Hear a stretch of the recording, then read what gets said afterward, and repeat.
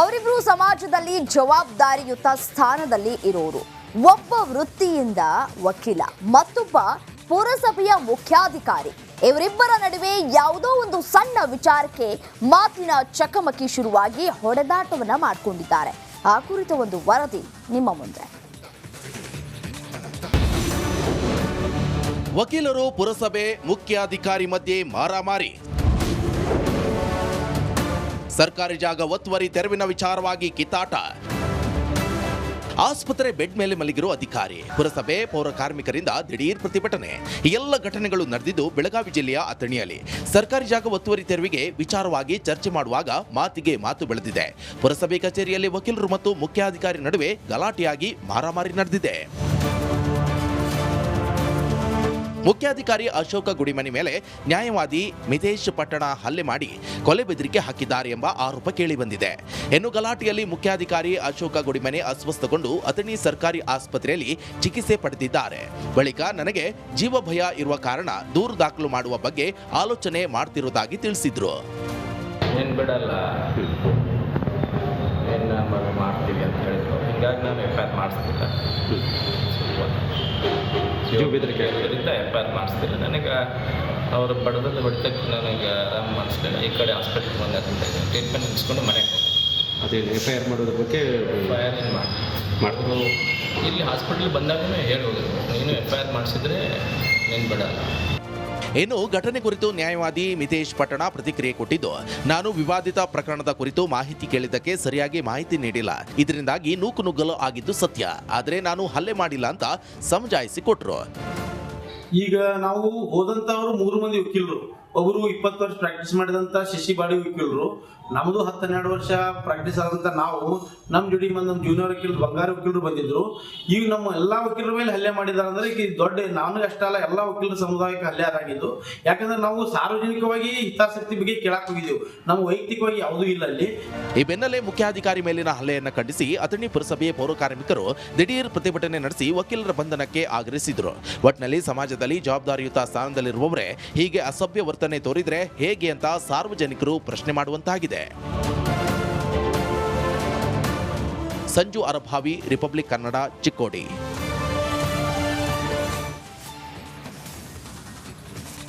Hello ನಮಸ್ತೆ, republic ಕನ್ನಡಗೆ ಸ್ವಾಗತ.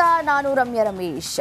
ಬಡವರು ಹಸಿವನ್ನ ನೀಗಿಸುವುದಕ್ಕೆ ಸರ್ಕಾರ ಅನ್ನಭಾಗ್ಯ ಯೋಜನೆಯನ್ನ ಜಾರಿ ಮಾಡಿದೆ. ಆದರೆ ಇಲ್ಲಿ ಬಡವರ ಹೊಟ್ಟೆಯನ್ನ ಸೇರಬೇಕಾದಂತಹ ಅನ್ನಭಾಗ್ಯ ಅಕ್ಕಿ ದಂಧೆಕೋರರ ಪಾಲಾಗ್ತಾ ಇದೆ. ಅಕ್ಕಿ ಸಾಗಿಸಲು ಖದೀಮರು ಖತರ್ನಾಕ್ ಪ್ಲಾನ್ ಅನ್ನ ಮಾಡ್ಕೊಂಡಿದ್ದಾರೆ. ಹಾಗಿದ್ರೆ ಖದೀಮರ ಆ ಕರಾಮತ್ತು ಏನು ಅಂತೀರಾ? ಹಾಗಿದ್ರೆ ಈ ಸ್ಟೋರಿ ನೋಡಿ. ಗದಗ ಬೆಟಗೇರಿಯಲ್ಲಿ ಅಕ್ರಮ ಅಕ್ಕಿ ದಂಧೆ. ಹುರಿಕಡಲೆ ಚೀಲದಲ್ಲಿ ಅನ್ನಭಾಗ್ಯ ಅಕ್ಕಿ ಪತ್ತೆ. ಅನ್ನಭಾಗ್ಯ ಯೋಜನೆಗಾಗಿ ಸರ್ಕಾರ ಕೋಟ್ಯಾಂತರ ರೂಪಾಯಿ ಖರ್ಚು ಮಾಡುತ್ತೆ. ಬಡವರು ಹಸಿವಿನಿಂದ ಬಳಲಬಾರದು ಅಂತ ಅನ್ನಭಾಗ್ಯ ಯೋಜನೆ ಜಾರಿ ಮಾಡಿದೆ.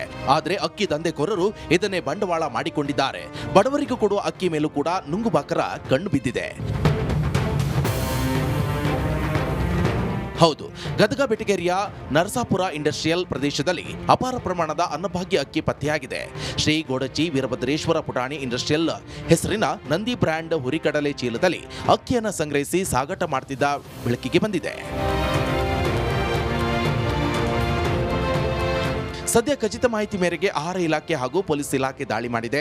61,000 ಮೌಲ್ಯದ ಸುಮಾರು 52 ಚೀಲದಲ್ಲಿ 18 ಕ್ವಿಂಟಲ್ ಅಕ್ಕಿಯನ್ನು ವಶಕ್ಕೆ ಪಡೆಯಲಾಗಿದೆ. ಆದರೆ ಈವರೆಗೆ ಅಕ್ಕಿ ವಾರಸುದಾರರು ಯಾರು ಅಂತ ಪತ್ತೆಯಾಗಿಲ್ಲ. ಆದರೆ ಗೋದಾಮು ಮಾಲೀಕ SL ಗದಗ ವಿರುದ್ಧ ದೂರು ದಾಖಲು ಮಾಡಲಾಗಿದೆ. KIDB plot number 3 Narasapura Gadag ಇಲ್ಲಿ ಸುಮಾರು 18 ಕ್ವಿಂಟಲ್ 15 kg ಅಕ್ಕಿ ಅನಧಿಕೃತವಾಗಿ ಅಕ್ಕಿ ಸ್ಟೋರ್ ಮಾಡಿದರು. ಸೊ ಅದನ್ನು ಅಕ್ಕಿ ಏನು ಮಾಡ್ತಾ ಇದ್ದು ಅಂದರೆ ಬೇರೆ ಬ್ರ್ಯಾಂಡಲ್ಲಿ, ನಂದಿ ಬ್ರ್ಯಾಂಡಲ್ಲಿ ಮಿಕ್ಸ್ ಮಾಡಿ ಅದನ್ನು ಬೇರೆ ಕಡೆ ಸಾಗಣೆ ಒಂದು ಮಾಡುವ ಕೃತ್ಯ ನಡೆದಿತ್ತು. ಅದರ ಮೇಲೆ ನಮ್ಮ ಸಿಬ್ಬಂದಿ ಮತ್ತು ಪೊಲೀಸ್ ಸಿಬ್ಬಂದಿ ಜಂಟಿಯಾಗಿ ದಾಳಿ ಮಾಡಿ ವಶಪಡಿಸಿಕೊಂಡಿದ್ದಾರೆ ಮತ್ತು FIR ಕೂಡ ಆಗಿದೆ ನಿನ್ನೆ ಅದರ ಮೇಲೆ. ಒಟ್ನಲ್ಲಿ ಅನ್ನಭಾಗ್ಯ ಅಕ್ಕಿ ಮೇಲೂ ಕಣ್ಣು ಹಾಕಿದ್ದ ನುಂಗುಬಾಕರು ಸಿಕ್ಕಿಬಿದ್ದಿದ್ದಾರೆ. ಆದರೆ ಈ ದಂಧೆಯ ಕಿಂಗ್ ಪಿನ್ ಯಾರು, ಎಲ್ಲಿಗೆ ಸಾಗಾಟ ಮಾಡಲಾಗ್ತಿತ್ತು ಎನ್ನುವುದು ತನಿಖೆ ಬಳಿಕವಷ್ಟೇ ತಿಳಿದು ಬರಬೇಕಿದೆ.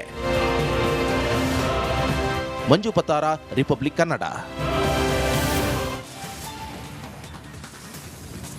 ತುಂಗೆ ಮಲಿನವಾಗ್ತಿದ್ದಾಳೆ ಅಂತ ನಿಮ್ಮ ರಿಪಬ್ಲಿಕ್ ಕನ್ನಡ ತುಂಗಾ ಉಳಿಸಿ ಅಭಿಯಾನವನ್ನು ಹಮ್ಮಿಕೊಂಡು ನಿರಂತರ ಸುದ್ದಿಯನ್ನು ಮಾಡಿತ್ತು. ಸರ್ಕಾರ ಮತ್ತು ಜಿಲ್ಲಾಡಳಿತವನ್ನು ಎಚ್ಚರಿಸುವ ಕೆಲಸವನ್ನು ಮಾಡಿತ್ತು. ಇದೀಗ ಕೊನೆಗೂ ಸರ್ಕಾರ ಎಚ್ಚೆತ್ತುಕೊಂಡಿದೆ. ಈ ಕುರಿತು ಒಂದು ರಿಪೋರ್ಟ್ ಇಲ್ಲಿದೆ ನೋಡಿ.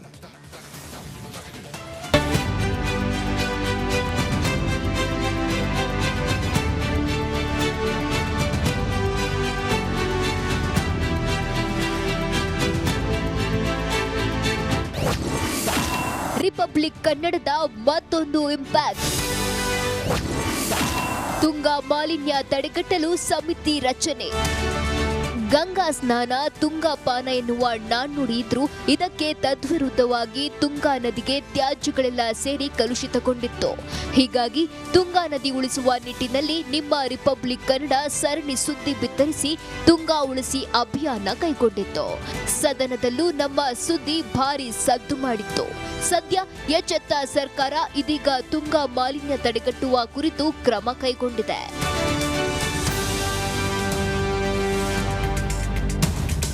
ತುಂಗಾ ನದಿಗೆ ಸೇರ್ತಿರುವ ತ್ಯಾಜ್ಯವನ್ನ ತಡೆಗಟ್ಟುವ ನಿಟ್ಟಿನಲ್ಲಿ ಸರ್ಕಾರ ವಿವಿಧ ಇಲಾಖೆಯ ಅಧಿಕಾರಿಗಳ ಸಮಿತಿಯನ್ನ ರಚಿಸಿದೆ. ತುಂಗಾ ನದಿಯ ಜೀರ್ಣೋದ್ಧಾರ ಹಾಗೂ ಅದನ್ನ ಮತ್ತೆ ಜೀವಂತಗೊಳಿಸುವ ಕುರಿತಂತೆ ಅಧ್ಯಯನಕ್ಕೆ 15 ಜನ ಹಿರಿಯ ಅಧಿಕಾರಿಗಳ ಸಮಿತಿ ರಚಿಸಿ ಆದೇಶ ಹೊರಡಿಸಿದೆ.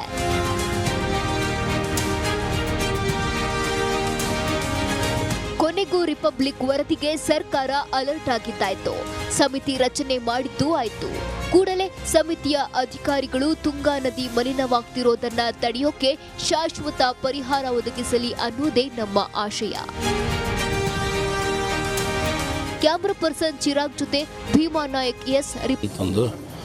ಆ ಸಮಾಜದವ್ರನ್ನೆಲ್ಲ ಲೀಡರ್ಸ್ಗಳನ್ನು ಕೇಳೋಣ, ಕೇಳಿಬಿಟ್ಟು ಒಂದು ಒಪಿನಿಯನ್ ತಗೊಂಡು ವಿಲ್ಸಿ ಹಿಂದೆ ಬಿಡುಗಡೆ ಮಾಡಬಾರ್ದು ಅಂತ ಭಾರಿ ವಿರೋಧ ವ್ಯಕ್ತವಾಗಿತ್ತು. ನೋಡೋಣ ಅದೇನು ಬರ್ತದೋ, ಈಗ ಏನು ಡಿಸ್ಕಸ್ ಆಗತ್ತೆ ಅದ್ರ ಬಗ್ಗೆ ಅಂತ ತಿಳ್ಕೊಂಡು ಹೇಳೋಣ.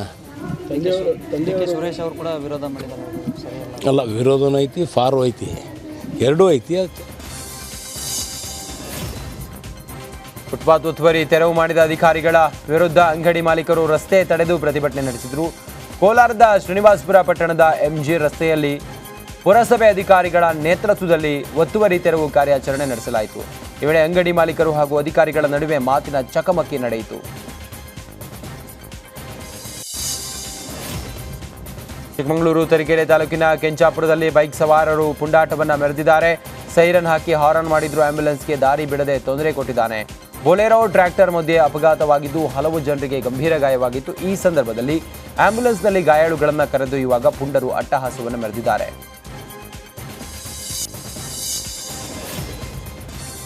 ರಾಜ್ಯದಲ್ಲಿ ಚನ್ನಪಟ್ಟಣ ಹೈ ವೋಲ್ಟೇಜ್ ಕಣವಾಗಿ ಬದಲಾಗ್ತಾ ಇದೆ. ಉಪಚುನಾವಣೆ ಇನ್ನೂ ಅನೌನ್ಸ್ ಆಗಿಲ್ಲ. ಆದರೂ ಡಿಸಿಎಂ ಡಿಕೆ ಶಿವಕುಮಾರ್ ಚನ್ನಪಟ್ಟಣ ಗೆಲ್ಲೋ ರಣತಂತ್ರವನ್ನು ರೂಪಿಸ್ತಾ ಇದ್ದಾರೆ. ಚನ್ನಪಟ್ಟಣಕ್ಕೆ ಭೇಟಿ ಕೊಟ್ಟ ಡಿಕೆಶಿ ಹಲವು ಅಭಿವೃದ್ಧಿ ಕಾರ್ಯಕ್ರಮಗಳಿಗೆ ಚಾಲನೆ ನೀಡಿದರು. ಬಳಿಕ ಅವರು ಮಾತನಾಡಿದರು, ಇನ್ನು ಅಭ್ಯರ್ಥಿ ಬಗ್ಗೆ ಯೋಜನೆ ಮಾಡಿಲ್ಲ, ಅಭಿವೃದ್ಧಿ ಬಗ್ಗೆ ಚಿಂತನೆ ಮಾಡ್ತಿದ್ದೇವೆ. ಇಲ್ಲಿ ನಾನೇ ಅಭ್ಯರ್ಥಿ ಅಂತೇಳಿ ಕೆಲಸ ಮಾಡಿ ಕಾರ್ಯಕರ್ತರಿಗೆ ಹಿಂಗಂತೇಳಿ ಹೇಳಿದ್ದೇನೆ ಅಂತ ಹೇಳಿದರು. 300 ಕೋಟಿ ರೂಪಾಯಿ ಅಷ್ಟು ಹೆಚ್ಚು ಈಗ ಹೊಸ ಅನುದಾನಗಳನ್ನು ಮಂಜೂರಾತಿಯನ್ನು ಮಾಡಿದ್ದೇವೆ. ವಿವಿಧ ಇಲಾಖೆಗಳಲ್ಲಿ ಕಾಮಗಾರಿಗಳನ್ನು 5,000 ಮನೆಗಳು ಕೂಡ ಮಾಡಿದ್ದೇವೆ. ಸೊ ಅದೆಲ್ಲ ಹಂಚ್ಕೊಂಡು ಬರ್ತಾಯಿದ್ದೀವಿ. ಒಂದೊಂದು ಪಂಚಾಯತಿಗೆ ಎಷ್ಟೆಷ್ಟು ಯಾರ್ಯಾರು ರಜೆ ಕೇಳಿದ್ರು ಅಂತೇಳಿ ಒಂದು ಪಂಚಾಯತಿಗೆ 100 ಮನೆ, 120 ಮನೆ, 130 ಮನೆ, 70 ಮನೆ ಎಲ್ಲೆಲ್ಲಿ ಡಿಮ್ಯಾಂಡ್ ಇತ್ತು ಆ ಪ್ರಕಾರ ಎಲ್ಲ ಹಂಚ್ಕೊಂಡು ಬರ್ತಾಯಿದ್ದೀವಿ. ಪ್ರತಿ